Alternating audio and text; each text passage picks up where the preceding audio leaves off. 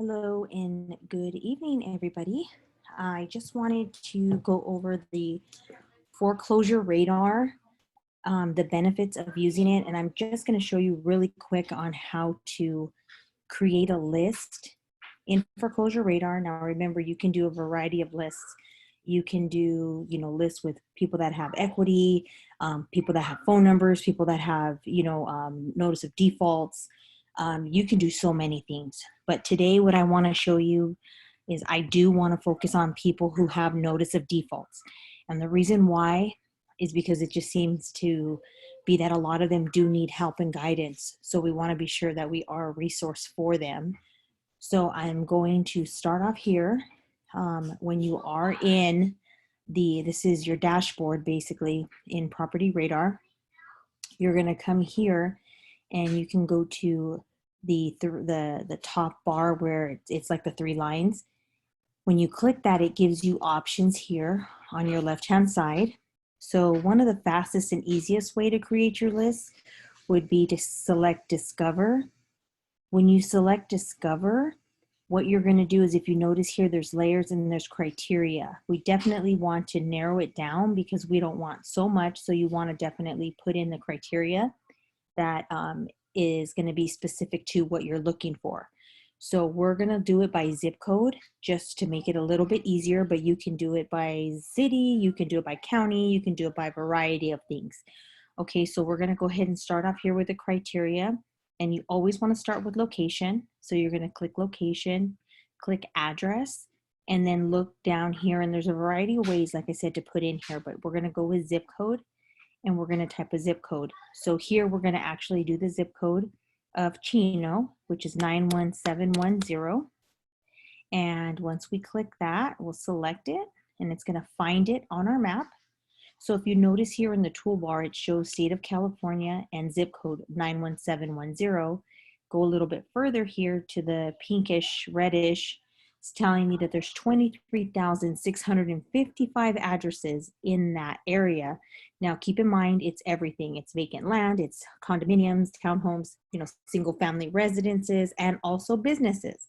So again, if you want to go back here to criteria, select it again, and you can go to property, and then you can select type, and then you can put basic type, which if you notice here, you can unselect what you don't want. So if you don't want to deal with someone with land, agricultural, industrial, commercial, other residential, multifamilies, maybe you just want to stick to, what's the easiest way to get financed in the event that has to happen.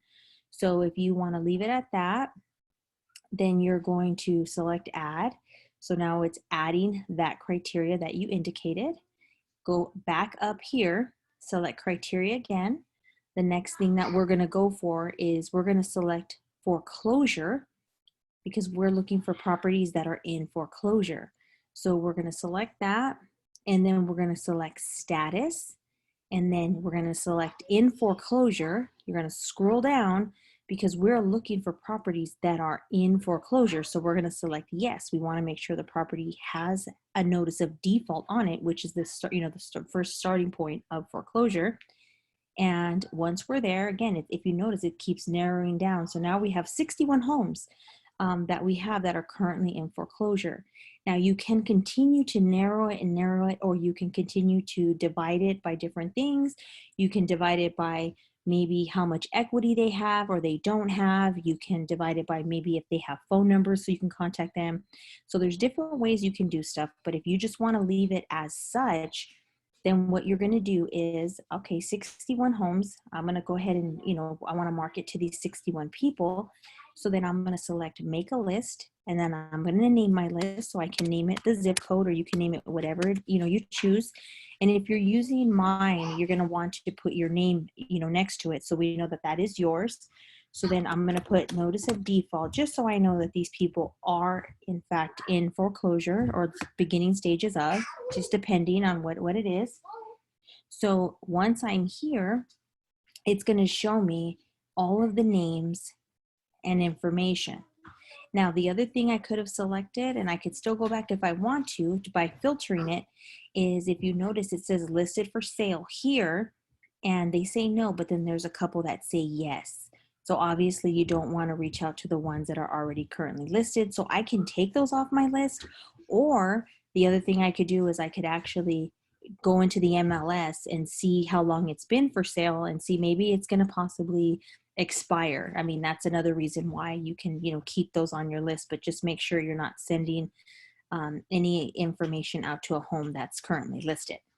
So what you're going to do is when you come here, you can go step by step by clicking each address, just by simply clicking on it. Once you click on it, if you notice here, it gives you all different details that you can select. So here, this is the actual property details. So it goes into all the legal description and all that good stuff, tells you a little bit about the property, square footage, lot size, beds, baths, and all that stuff. You keep going down and it gives you an estimated value, which is close. I mean, we still do our own just to, confirm. So here the estimated value is $448,700 and the estimated equity is $448. So basically this is showing, and if this is accurate, that doesn't make any sense, because how would they be in default if they don't owe anything? Because it says total estimated loan balance zero. That's a little confusing here. So let's go down here to look at the loans. So here's just some comps, real quick comps just to look really quick. But when you go down here, we're going to take a look and see the transaction history to find out when the last time this person actually took out a loan. So it looks like, affidavit of death. So it looks like the person, death of joint tenant, Quality Loan Service Corp. Well, it looks possibly like they might have, if I'm not mistaken, they may have a reverse mortgage. That may be what it is, because it's a little bit different looking. And that could be possible. And what it looks like is they do have a notice of default that was filed on March 5th for the amount of $334,000. So it could be a variety of things. It could be, there's a lot of things going on here. I'm going to have to, contact title. And that's why it's important to have, a relationship with your title company. I'm going to have to contact them to research, all of the information. You can click on that for information, and it just says California Receivership Group, Total Lender Solutions. So this kind of tells me that it might be, like I said, a reverse mortgage. That's what I'm believing that it is. But again, I won't know until, there's something up with this one. But anyways, this could be actually a good one, because if it is in a reverse mortgage and the person did pass, then, obviously they're going to have to sell it or refinance it or something to get it out of their name, because they only have so much time. But it does show that it is in the state of an auction. So it looks like the sale date has been postponed, and it is going to be for July 20th. So there is still some time to take a look and see what the options are. Like I said, it's a little bit different. This one is, like I said, a little bit more extensive. But here you have your information. So that way, you can actually call, like I said, you can call title directly, or there's a phone number here to the Quality Loan Service Corporation. This is a trustee who's actually placing the property for auction, and you have your trustee sale number here, or you also have your foreclosure loan document number here, which is one of the two that they're going to need in order to let you know what the true status of this property is. Or, like I said, you can message or email your title rep, and they can find out the up-to-date details as well. So that just gives you information on how to evaluate this particular person's situation. And then when you select on the next tab, it says contacts. Well, they have it in an LLC.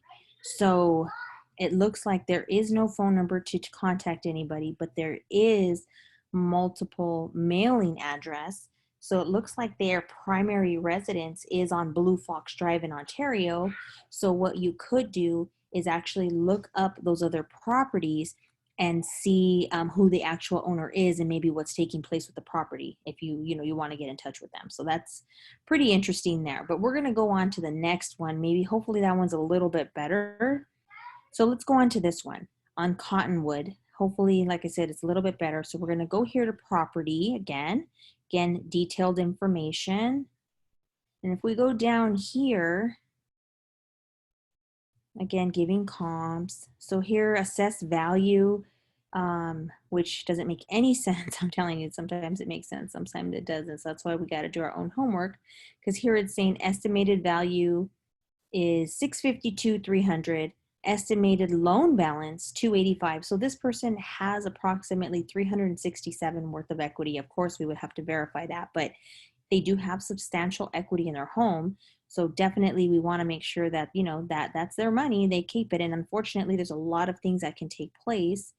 And if you notice, this person looks like they do have a lot of history of notice of defaults. So for every year, you know, you see it here, 17, 18, 19. So for a long time, they've actually been in foreclosure. So it looks like, okay, this was in 09, 07. Okay, so here we go. So notice to sale was actually issued on February 13th of 2020.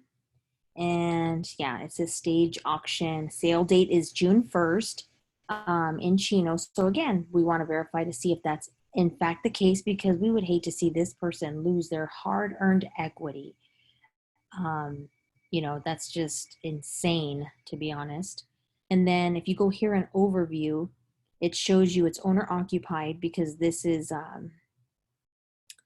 wow, this is another interesting one, I'm telling you. It doesn't show for sale, but it does highlight foreclosure.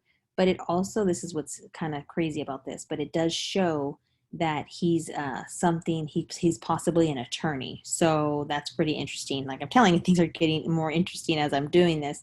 But again, here on the front screen of the overview, it's estimated value, their equity, their purchase price when they bought it. And so he's been there since 1996. So looks like he's been there for a while.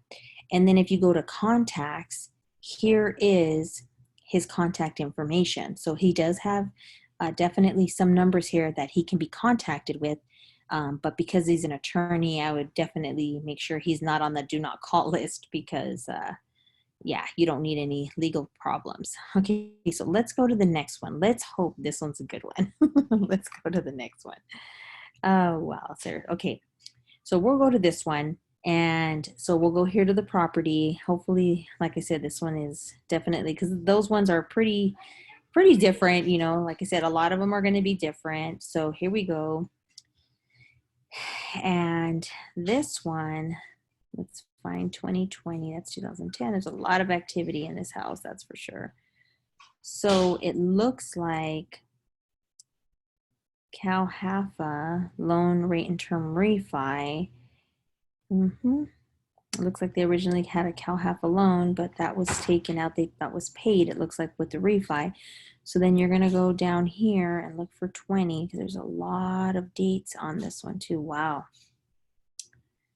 Wow. Okay, here we go. So here we go. National Default Servicing Corporation again.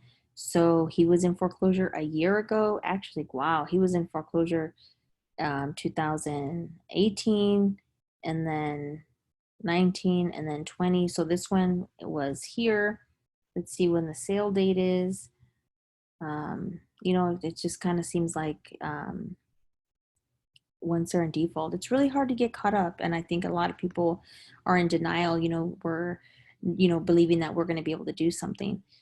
So original sale date was March, and now it looks like it got moved to June 4th, probably because the courts are closed. But so we got to make sure that this person, again, is aware that they do have equity in their property that I'm sure they don't want to lose. And we just want to make sure that they're doing everything that they can to save their property. So again, we'll look here, equity, they have about 45,000, which, hey, you know, they can walk away with 25,000 or 30,000, you know, after paying some fees to sell it. It's better than nothing. And then here it does give their information. So it does show he's 45 years old, and here's some phone numbers for him. And let's see, they're different numbers actually. Well, their cell phone numbers are different. And then it looks like the other person on title is 72. So it could actually be mom or something, or you never know, wife, I guess. But the thing is here, if you notice, it says occupation, real estate, realtor. So it's like, what is going on?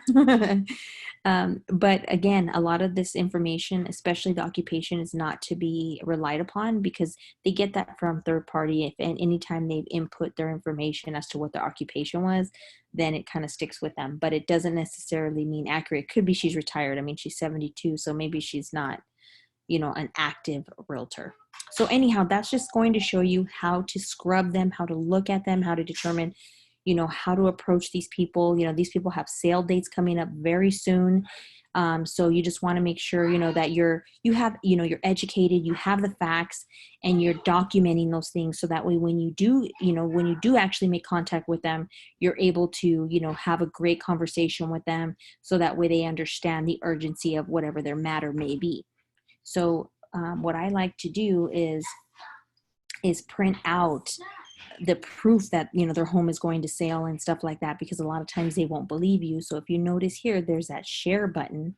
So if you click on that share button, you can select print and report. And here it says, what do you want to report?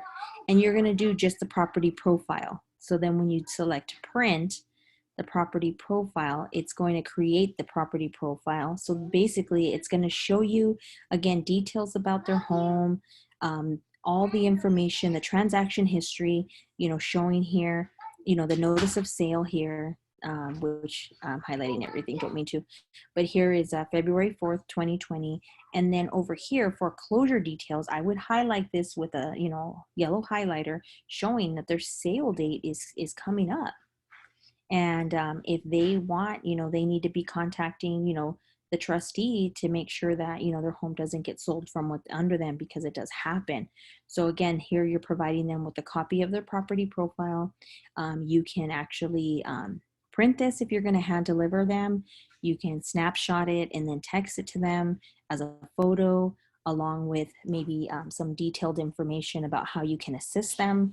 So again, your marketing is definitely important when you come across to these people, because everybody is in a different situation, and a lot of times it's a very sensitive subject. So you definitely want to be sure that you are, you're approaching them in a sensitive manner, knowing that this is, definitely a delicate situation. So I hope this has been helpful. Again, this is just some basic information on how to create the NODs. And if you have any more need, or if you need any more information, please feel free to reach out to me. Thank you, guys.